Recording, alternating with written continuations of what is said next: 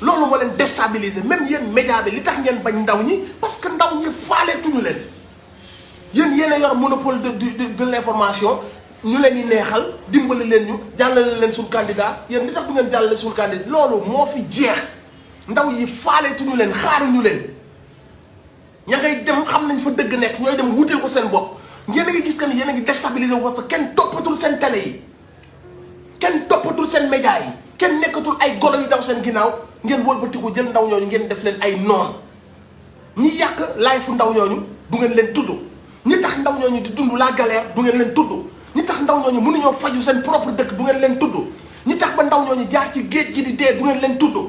yéen ñan ngeen a tudd ndaw ñi nekk seen biir dëkk te mënuñu faa dund aafiya ñooñu ñooy seen problème dictature la ñuy dund dictature yow yaay mbaam dictature xam nga mooy lan mooy justice bi ñu jël di ci yeew baadoolo yi di ci yeew opposant yi justice bi nga xamante si nii ki la gën a ndaw danaan la waa ana justice li tax kii procureur autosaisirul procureur bi du ma autosaisiroon ci affaire kilifa ana procureur boobu noonu justice boobu noonu ñu jël ko ne ko jàppal diw bàyyi Bougazelli Fobie bàyyi Mamour Diallo defal non-lieu loolu mooy dictature du ngeen ko wax ngeen noppi ko dëkk boo xam ne président bi il roule avec des nervis fay ay bandits armés ñu xëy di dóor ay xale yu ndaw ak ay jigéen manifestation am ñu rey ci 14 personnes kagule wu yor ay fetal di dox ci biir dëkk bi du ngeen leen tudd vous voulez parler de benn jeune bi nga wax nga xamante si mi ngi ci internet di kaas dëkkam li ko fa metti ngeen di koo koy terroriste dañoo terroriser yéen ay fenkat ñi terroriser askan bi da ngeen leen ko bañ a wax mais xam ngeen ko terroriste weesuwul nga fexe ba sa waa dëkk duñu lekk duñu naan duñu faju nga leen di imposer ay politique u bling bling bu ñu ne dañoo xiif nga leen dem leen bëri ji defar naa fu ngeen mën a bëree dañoo bëgg a jàng nga leen defar naa fu ngeen mën a footballé mais dañoo lebal lépp da ngeen ko fay d'ici 50 ans à venir ñu ne mais lekk ak faju lañ wax mooy bi jiitu ak location bu wàcc ak dund bu yemb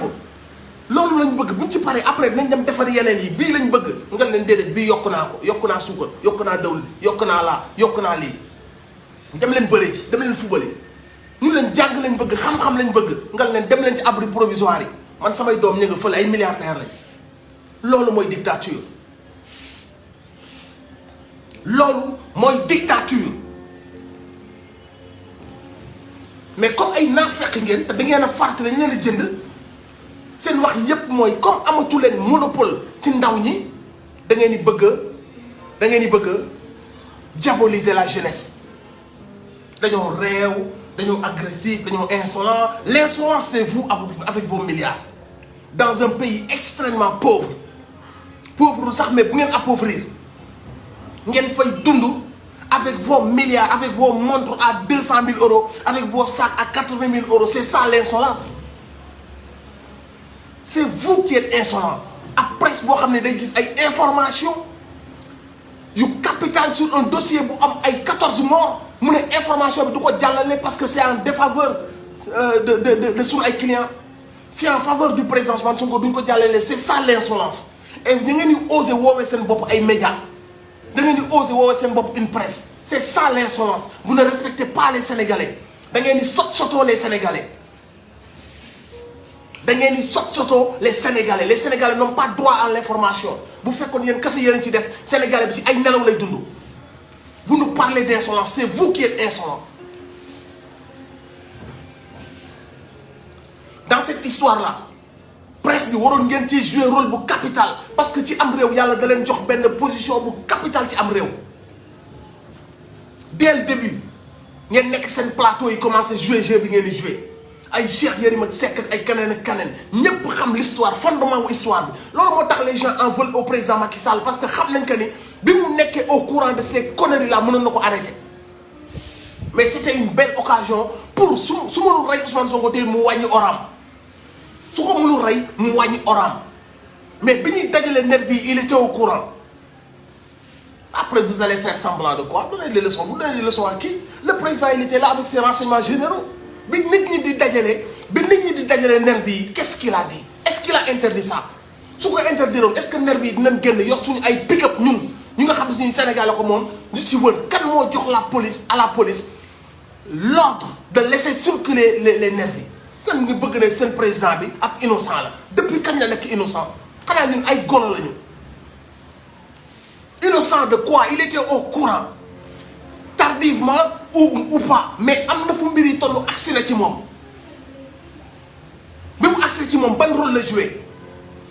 ki ko teree nelaw dafa ne une occasion de couper sa tête ngi nii mais xamul woon que ni askan bi du ànd ak moom ci nax boobu noonu. Donc il doit payer les conséquences lui aussi parce que bi ko sëriñ si ne bu accès lii bu accès ci yow nga arrêté ko il l'a pas fait et bu joxewul woon ordre amul ku nekk ci biir APR ku sañ a dajale ay nervi ba tey jii ñu am ay mort bi président Ousmane Sonko war a dem tribunal kan moo leen wax suba dajale leen les nervi qui les a dit corniche bi yëpp def leen fa ay centaines et des centaines de nervi kan moo leen ko wax. Et vous voulez nous faire croire que le président n'était pas au courant de ça dafa baax dafa yaru day liggéey boolewul ak dara ay wax moom kii waaye vous nous prenez pour qui xanaa pour yéen ñun amuñu cerveau wala vous pensez que ni ngeen di dem ci télé bi sol un bon costume avec un joli sourire vous allez amadouer tout le monde non non non vous n'allez pas mënu leen nax nit ñi on vous a démasqué depuis longtemps te ni ngeen gisee nii nit ñi jàkkaarlu yéen leen wax dëgg muy metti seen xol yi. fay leen média bu ngeen mënta fay leen média presse bu ngeen mënta fay ngeen fay leen ñu jël ay boy yu réew ay góor jigéen jox leen la parole yónni leen ñuy saaga suñu ay leader di xool fu mu gën a ñaawee fu mu gën a ñàkkee kersa fu mu gën a ñàkkee teggin un jour vous allez payer ça léegi nag da ngeen a appauvrir vous êtes protégé continuez à faire vos choses waaye yow nga naan ma ay certificat yow nga xamante si ni yow caay yaa romb ñëpp nit ñi am moral nit ñi am diplôme nit ñi yaru nit ñi sénégalais yi naw nga romb ci ñëpp dem jël ñaaxarañ loo tu fais la promotion de ñaaxarañ loo au détriment des journalistes reporters un homme dépourvu de valeur ci réew mu dëkk xale boo tudd mën la ah kooku nga xam si lii ak nangam sàngam dungurumaan nga jël ko tu lui as fait la promotion yow yaay ñëwaat di ñu jàngal des leçons de morale sur les influenceurs yow mi waroon jàngal journalisme reporter allez chercher des diplômes ayez un bon comportement soyez des exemples yow yaa promotionné ay Djibril Ngom ci biir palais bi yow yaa promotionné ay ñaaxarañ loo tey nga naan ñu internet lañ fay def lañ fa dul def du yaa ñu koy wax te nag internet xam nañ bu baax la fa booy def booy dañuy fay pendant des heures di déglu ay Mollah Morgun dañuy fay pendant des heures di déglu Tunkara di déglu kaneen ak kaneen parce que fañ waroon a jaar de manière naturelle foofu yépp c'est pourri c'est corrompu kon tey ñi dox ci bopp ndaw ñi di jéem a dox ci bopp ndaw ñi du jàll may wax ngeen naan ma gagné nañ coupe bi dañ koy jël yóbbul ko Sénégal yépp qui a besoin de ça on a vu la coupe point barre on continue on fonce devant ngeen bëgg a politiquer mbir mi naan ak waykat yi xam naa ne du ngeen ma woo parce que bu ngeen ma woowee man ma daggal leen léegi da ngeen di jël seen ay waykat corrompu ñu war a jël Sénégal sous forme de politique déguisée ngeen naan dañ leen di yóbbul coupe bi ku leen wax ngeen yóbbul ñu coupe bi ñun suukar si ngeen di yokk ak si dund bi ngeen di yokk lañ leen di wax hôpital yi ñu mënatul fay yooyu lañ leen wax ngeen naan ñu région Sénégal la ñu yóbbu coupe bi ak waykat yi mën a way waykat yi mag yi ñu war a ànd pour yéen image yu waykat yi pour ñu corrompre askan bi parce que ñu ngi jublu ci ay élection ban waykat tous ces waykat corrompus nga xam ni koo ci jox million yaa xam trafiquant de faux billets nga yaa xam trafiquant de passeport diplomatique nga yaa xam dëppkatu kees nga ku ci nekk way nga ko ne ko yaa fi gën say maam nangam sangam ku ci ne yëkkati nga micro way ko tout en sachant que ne kii mooy toroxal sa dëkk yan bu de quel waykat vous nous parlez ah waykat yoo xamante si nii képp ku fi bandi way nañ la képp ku toroxal sa askan way nañ la képp ku sàcc sa alalu réew way nañ la du moment que yaa ngi leen di jox loo bëgg ñu waxal la ko nga naan ñu on va prendre la coupe faire le tour du monde de la kii et de diaspora yóbbu leen une coupe d'Afrique mais vous nous prenez pour qui on vous demande de travailler on vous demande des résultats ngeen yembal suñu dëkk ngeen bëgg a defaat benn tournée politique naan ñu dañ koy yóbbul ay concert ànd ak artistes yi pour présenter leen benn coupe yéen a ñàkk ambition vous pensez que les gens ils ont que ça à faire chanter danser tout le temps dès qu'ils ont faim ngeen indi leen benn artiste hypocrite mu ñëw naan da ngeen di liggéey ni ñeneen tout en sachant que ne sa fans yi ñi ngi dee ci ndóol ñi ngi dee ci ñàkk faju ñi ngi dee ci ñàkk lekk ak location bu cher nga ñëw naan waaw di kàcc ka mbell seen wayu naqar yi bu leen ñu sonal nga naan ñu ay seta gi de mënatu leen a jàpp askan bi def leen seen ay golo mënatu leen a jàpp askan bi def leen seen ay possession moom leen di leen utiliser. Ça c'est fini, c'est révolu. Nit ñi dañuy exiger de nos politiques ñu respecter ñu, dañuy exiger de nos politiques ñu indil ñu résultat direct, pas ñu indil ñu ay bling bling. ñu indil ñu résultat boo xam ne day feeñ ci suñu dund, suñu dundin, ci suñu ay dëkk. ñu xam que ni mbënd bi di waaj a ñëw, ils ont fait des solutions palpables yoo xamante ne ni bu tawee pendant 3 jours d'affilée teewul ndox bi day ñëw jàll. On attend ce résultat. On attend que ngeen def ci mbay mi loo xamante ne ni dund dootul jar dara Sénégal. ngeen def ci faj mi loo xam si ni nit ñi dañ am accès dem faju. On attend ça de vous. On n'attend pas pour ngeen indil ñu ay artistes. On n'attend pas de vous pour ngeen jéem ñu waaye léegi ku wax na la ndaw ñi mooy les jeunes. Vous avez vu que les infrastructures sportives, le président, vous nous prenez pour qui? De quelle infrastructure vous nous parlez? De quelle infrastructure ngeen ñuy wax? Yéen même coupe d'Afrique bu ñu ko gagné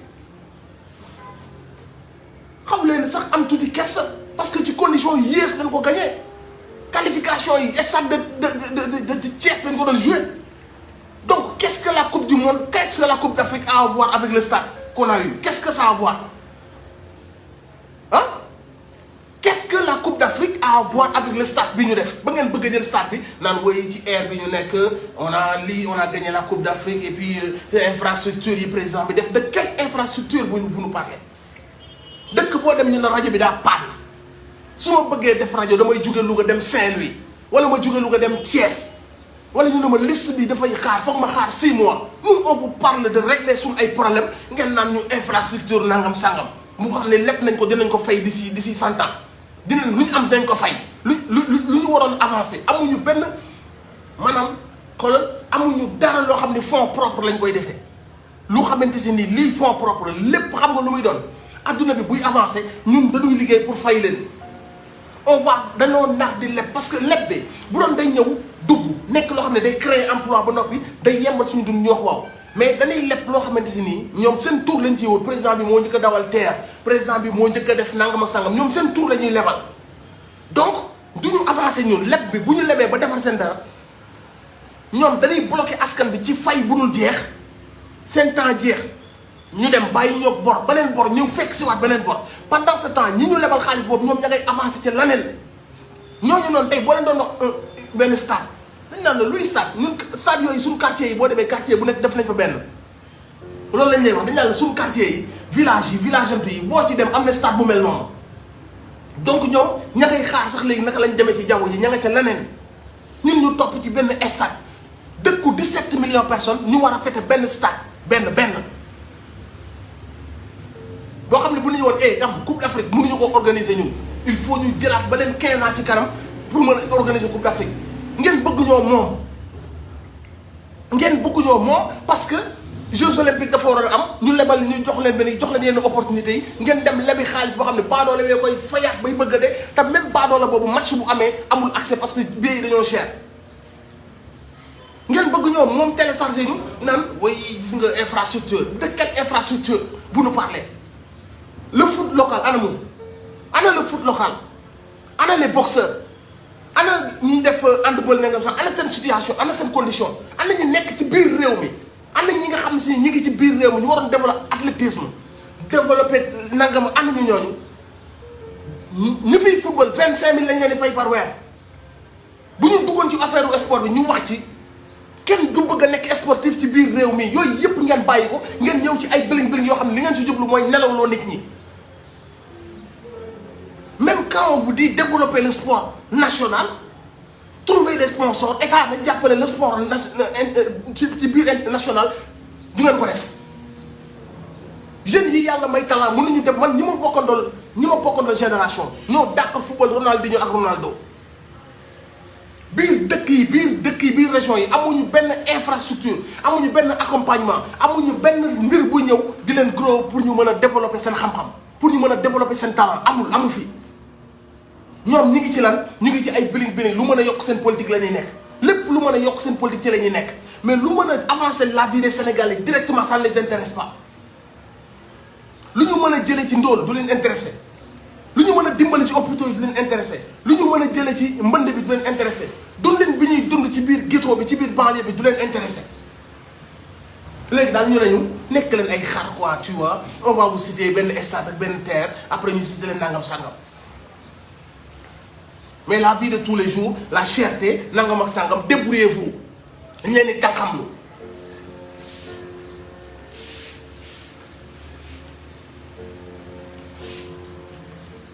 bañ leen ko ànd leen ci seen fula ak seen fayda bu leen am complexe kenn ci ñoom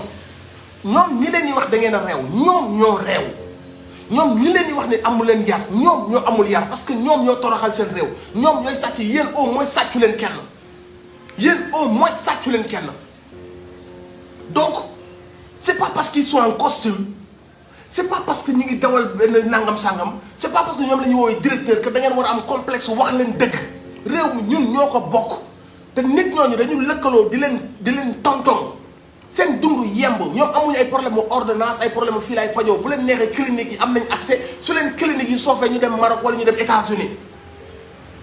te loolu yépp ci seen ñàkk lañ koy defee waaw dafa doy on en a assez mënatuñ continuer affaire boobu noonu donc loolu la nit ñi ñëw di ko dakkal di leen ci yee ñu commencé diaboliser fen yónni ay Cheikh Yérim Seck mu ñëw di wax lu ko neex di bind lu ko neex tout en sachant que c'est faux ñuy saltel président Ousmane Sonko di ko jiiñ terroriste di ko jiiñ ay financement lu mu wax ci lu baax ñu waroon ko applaudir ñu xool ban faille lañ ci mën a trouver pour diaboliser ko bi mu ne président yi fii rey leen sax moo dagan rey leen sax fusillé leen dëmm yi naaw te pourtant ñun ñi ñëpp live bi bala mooy jeex danaa wax que ni diw ak diw rey leen sax dagan na c'est une façon de parler mais combien de fois ils ont jël ay waxam génne ko ci ay contexte ñaata yoon lañ ko def seen ay pexe bu sotti woon président Ousmane Sonko du jaar dara ci dëkk bi mais tey jii ñun bu ñu amuloon président Ousmane Sonko fu ñu jëm fan lañ jëm député bu am taxawaayu député à l'Assemblée nationale nga xam ni ay vidéo booy dañ koy daggaat génne ko di ko publier mais mi ngi doog am Sénégal kan moo xamoon rôle député fii si ñun buñ ko amul woon kii nga xam ni fexe na ba léegi internet moo dominé te la ci lan la dominé ci patriotisme mais kooku buñ ko amul woon fu ñu jëm fan lañ jëm mooy ay financement booy mouvement financement booy DER jox nañ ñu joxuñu ñu foofu la jeunes yi jëmoon financement mouvement fa la jeunes yi jëmoon mais kan moo ibbi bopp booy kan moo fexe ba léegi booy seen réew fii lañ ko téye ko seen loxo nii booy bu ñu gañee coupe dañuy naaw kontaan équipe nationale bu gañee dañuy naaw kontaan buñ ca paree dañuy dellusiwaat sur les vraies histoires parce que na ngeen daan utiliser mbir yi jaar ci seen benn média nelawal askan bi déedéet booy buñ bégee ba bégee xam ne seen drapeau la ñoo ci ëppale Macky Sall parce que lu mu ndaw ñoom sàcc ñu seen réew donc ndam bu amee booy dañuy naaw ba nga yaakaar ne nag booy léegi maa leen moom nga ñëw naan ni xoolal di mbel kan moo def loolu ci ndaw ñi yow nga ne bëgg nga réew mais yow boo sañoon ñëpp ñu am ay président yu mel ne Ousmane Sonko ay député yu bëri yu mel ne Ousmane Sonko posture bu mel noonu mais nit da nga koy nangul lu baax li muy def est-ce que gis ngeen politique fi ñu ko jëlee fi ñu ko yóbbu mooy wax l'autre là mu taxaw ñu koy takkal ay l'autre transhumant ñu koy takkal ay grade taxaw na nii mais dëgg gratu lan lañ lay takkal yow mi nga xam ne ñi la doon jàppale wor nga leen ñi la gëmoon di la sax njàppale wor nga leen wor sa kàddu wor sa lépp wane ni yow doo nitu ngëm-ngëm ki nga doon rivaliser ko léegi xale bu ndaw la def 4 avril gagné woo mairie gagné woo dara xam na ni da nga ciy wéet mu profité di la takkal ay ndomba tàng nga taxaw na nii ngeen bëgg ndaw ñi roy ci yooyu déedéet ndaw ñi ils sont en vitesse ndaw ñi ils sont trop en avance par rapport ak yéen yónni leen ku leen neex du ne ngeen da ngeen def ay tournée ànd ak ay waykat yónni leen waykat bu leen neex booy Ousmane Sonko yéen a xale yi loolu leer na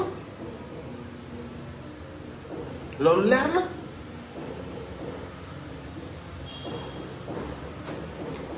man awma carte membre awma carte membre Pastef awma carte membre Pastef ba may may xeexal Sénégal parce que existé wul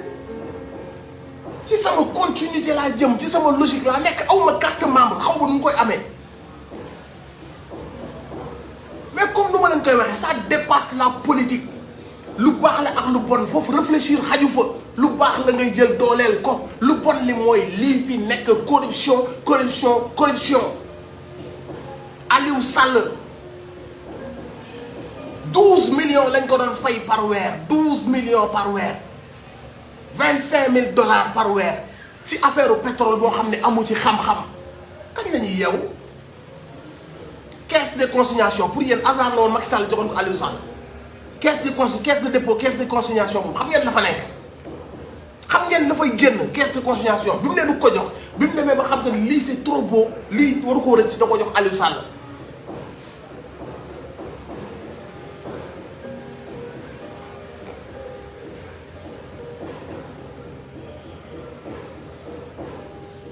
alhamdulilah man président Ousmane Sonko mais dama koy sant ginnaaw bu ma ko massawoo xam naa ni attan na ko parce que leader la saaga yeeg tuuma yeeg fen yeeg parparloo beeg ségrégation beeg yépp mënuñu ko déstabiliser mbiru yàlla la noppalal sa bopp mbiru yàlla la parce que ku mu doonoon nga tërëf ñu xam dëgg kan moo dóorul ñépp a dóor ñu naan booy léegi c'est que booy xale yi léegi violence bi ñu àndal sur internet booy yi ni ñu agressif non booy yi dañoo commencé di leen wax dëgg c'est très différent vous voulez des armes yu ngeen di war booy yi nangu na du ñu nangoo nekk seeni mbaam il faut dire les choses comme elles sont ku ko def si ñoom kan moo ko déclenché ci ñoom président Ousmane Sonko moo ko def si ñoom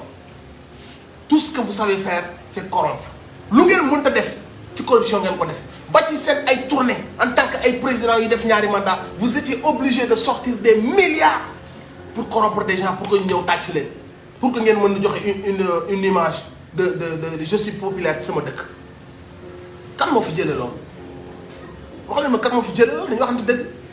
kan moo ñëw laal sensibilité nit ñi ci wàllu dëgg laal ndaw ñi wax leen dëgg kan moo ko fi def kan moo ñëw impliqué ndaw ñi ci politique. seen énergie seen temps seen xaalis wax leen ma kan moo ko fi def nañ waxante dëgg kan moo ko fi def ñu xëy un beau jour naan nan dagg bopp bi daa violé yor ñaari fetal procureur ba ndew fële arrêté leen affaire bi enquête bi indi leen ko juge d'instruction yokku leen ci ay photo yeneen jigéen bu ko defee bu ñu demee assemblée ñu dindi mbalaam kiraayam gaaw leen waaw oui moo koy oui mon gars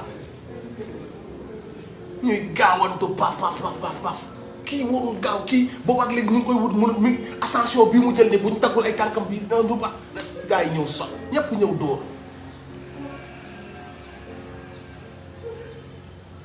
mais yàllaa fi nekk men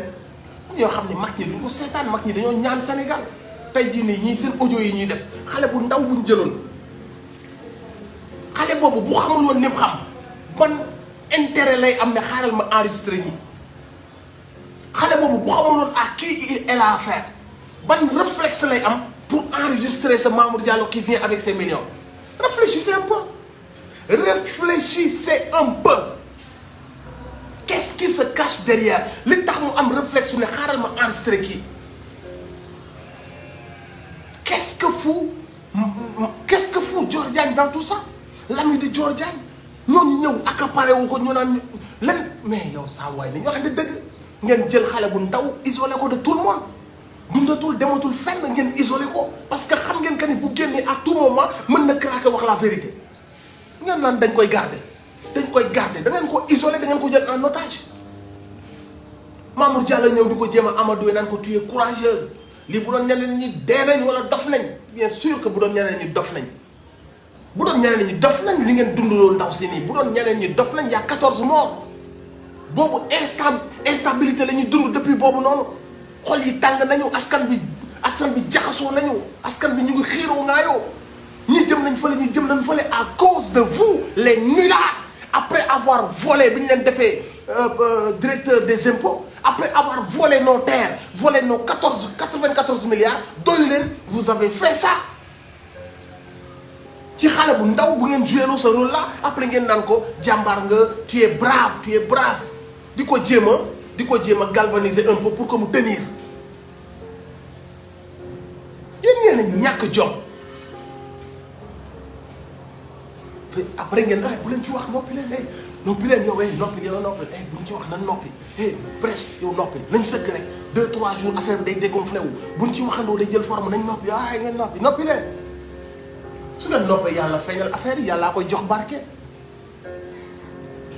ne ngeen da ngeen di noppi leen continuer leen noppi kan mooy yeewoo Sénégal te yëgul que ni Adji Sarr dafa enregistré Mamour Diallo mu koy corrompre kan moo ko yëgul léegi nag da ngeen ni non buñ ko jëmmal loolu ngeen wax bu leen ko jëmmal xamu leen ne yàlla moo yor lépp wala yoolu da ngeen ngay fàtte léegi nag nit ñi yéen a war a am seen fulaay bopp te ngeen xam ni mën na leen a dal ëllëg mën na leen a dal ñu mbas leen dara dal leen ñu mbas leen parce que dafa arrangé wul nguur presse boobu mën naa leen def victime yéen presse booy respecté mooy presse bu respecté askan bi xarañ am lu muy am yam ci liy wërsëgam mu jël ko def liggéeyam ak respect dëkkam mais presse boobu da nga ko war a respecté bu information amee mu jàllale ko mais presse boobu da nga ko war a respecté quand on parle de la presse journalistes yi waxuñoo ak ñoom donte am na ci des journalistes yu ñu xam yoo xam ne c'est des corrompus mais presse bi en général patron yi la ñuy jënd patron yi ñoo xam direction bi seen presse bi jël bañ leen ko ba duñu recruter sax journaliste bu rebelle journaliste bu gëm boppam duñu ko recruter ay journalistes yuy wéy ci seen waaw kese la ñuy recruter